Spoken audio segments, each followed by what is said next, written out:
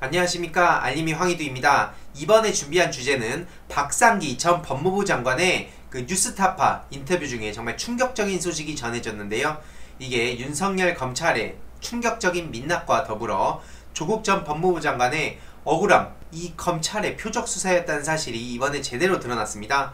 정말 충격적이고 끔찍한 내용이 지금 폭로된 건데요. 어떤 내용인지 핵심만 간략하게 요약해드리겠습니다. 뉴스타파에 정말 짧은 15분 정도 되는 영상이 하나 올라왔습니다. 바로 박상기 전 법무부 장관의 최초 증언인데요.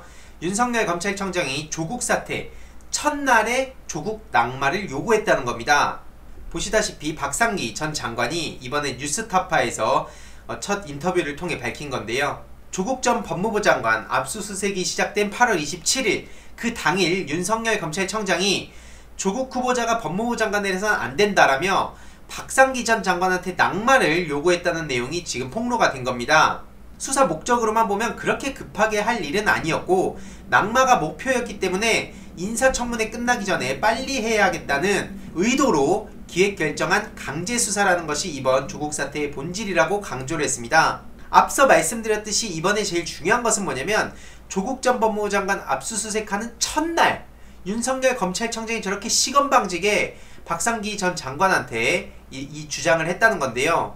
애초에 이것만 보더라도 검찰이 수사를 하고 그 결과를 보면서 이 사람이 문제가 있구나 없구나를 판단할 수 있는 거지, 무슨 뭐 궁예입니까? 관상만 보고 조국 전 장관 안 된다고 확신한 겁니까? 어떻게 첫날 저렇게 그 박상기 전 장관한테 얘기를 했냐는 겁니다. 이것만 보더라도 검찰은 이미 결론을 딱 정해놓고 조국 전 장관을 어떻게든 찍어 눌러야겠다 라고 생각을 했다는 것이 이 자체로 드러난 겁니다.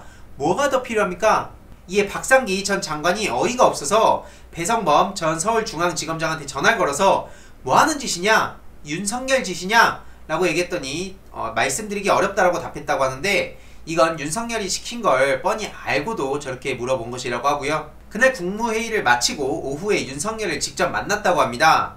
윤석열은 거기서 면전에다 대고 조국 전 장관은 장관에 맞지 않고 해서는 안 된다고 주장을 했다고 하는데요. 저렇게 노골적으로 요구를 한 거죠. 중요한 것은 당시 입시 관련된 내용은 언급하지 않은 채 사모펀드 의혹만 설명하면서 저렇게 사기꾼으로 몰아갔다고 합니다. 부부 일심동체로 민정수석이 그런가 하면 되냐? 이런 주장을 했다고 하는데요. 다 좋습니다. 그러면 본인의 그 부인 김건희 씨는 어떻게 된 겁니까? 부부 일심동체, 이게 뭐 본인은 해당이 안 되는 겁니까? 장모는 어떻게 된 겁니까? 이에 박상기 전 장관은 그동안 추진해온 검찰개혁이 무의로 돌아가는 느낌을 받았다고 말했고요. 특히 검찰 스스로는 검찰개혁을 이룰 수 없다는 걸 확인해 준 것이라고도 주장했습니다. 최근 제가 곽상도 씨 책을 직접 사서 읽고 있습니다.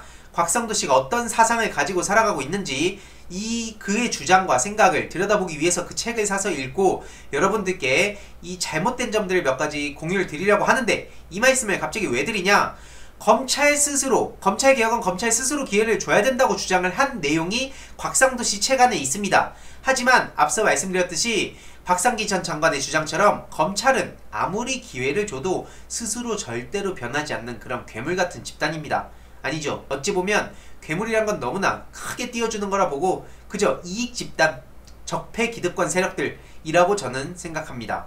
보시는 바와 같이 박상기 전 법무부 장관 이 허탈한 표정을 볼 수 있는데요. 최강욱 지금 열린민주당 대표도 윤석열이 박상기 전 장관에게 그만 이제 물러나라는 뜻으로 제가 지시했습니다, 이런 식으로 주장을 했다고 하고요. 이렇게 황희석 현재 열린민주당 최고위원도 이렇게 인터뷰 내용이 있습니다. 이러면서 윤석열 검찰청장이 나중에 보시면 저희가 어떻게 처리를 했는지, 어떻게 수사를 했는지 이제 뭐 조금 있으면 다 드러날 텐데 조금 기다려주시죠. 그래서 기다렸더니 나온 게 본인들 적폐 기득권 세력들이 자기들끼리 옹호하고 조국 전 법무부 장관 터무니없이 수사하고 기소하고 정경심 교수님 뿐만 아니라 아예 검찰과 언론까지 합심해가지고 어떻게든 총선까지 개입하려고 했던, 그러면서 지금 청와대까지 겨냥해가지고 궁극적으로 문재인 대통령까지 지금 저격하려고 했던 게 드러난 거 아닙니까? 뭘 기다립니까? 야, 진짜 뻔뻔한 집단인 것 같습니까? 저만 그렇게 생각하나요? 결국 앞서 말씀드렸듯이 검찰 스스로는 절대 개혁이 안 되고요.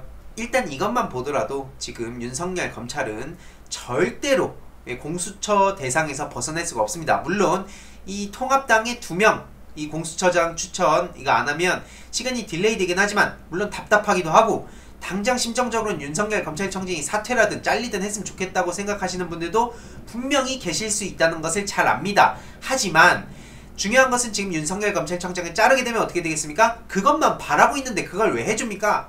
오히려 윤석열 검찰청장의 브레인인 한동훈이 지금 수세에 몰렸고 윤석열 검찰청장까지도 지금 같이 말려든 상황인데요. 이런 상황에 윤석열 검찰청장을 뭐하러 잘라주냐는 생각이 전 개인적으로 듭니다. 윤석열 검찰청장을 자르지 말고 저렇게 검찰 기득권 세력을 지키려다가 벼랑 끝에 몰린 저들을 우리는 이제는 꾸준히 지켜보면서 검찰에 대해서 강하게 목소리를 내고, 결국엔 윤석열 검찰을 옹호하는 사람들도 있겠지만 지금 반윤석열 세력들이 훨씬 더 많아지고 있다는 사실, 이걸 보더라도 윤석열 검찰청장은 지금 어떤 수를 쓸 수가 없습니다. 거의 마지막 출구가 정말 미친 짓을 그냥 해가지고 계속 자극적으로 어떻게든 나 좀 잘라주쇼 하는 행동을 해서 잘리게 그렇게 만들려고 프레임을 지금 짜가고 있습니다. 실제로 추미애 법무부 장관이 정당한 합법적인 권한을 행사하고 있는데도 불구하고 추미애 법무부 장관이 정말 돈 없는 행동을 하는 것처럼 언론과 합세해서 검찰 내부에서도 비판의 목소리가 나오고 있다고 보도를 하고 있는데요. 이런 거 다 믿을 필요가 없습니다. 이거는 제가 꾸준히 여러분들께 핵심만 전해드릴 예정이고요. 아무튼 오늘의 결론, 박상기 전 법무부 장관의 폭로, 어마어마한 폭탄이다. 조국 전 법무부 장관을 겨냥하려고 했던 윤석열 검찰청장의 실체가 드러난 것이고요. 중요한 것은 압수수색 첫날 저런 만행을 저질렀다, 저런 걸 꿈꾸고 있었다 라는 것만 보더라도 윤석열 검찰청장이 얼마나 편파적인지를 우리는 쉽게 알 수 있습니다. 아무튼 이 내용도 주위에 널리 공유 부탁드리겠습니다.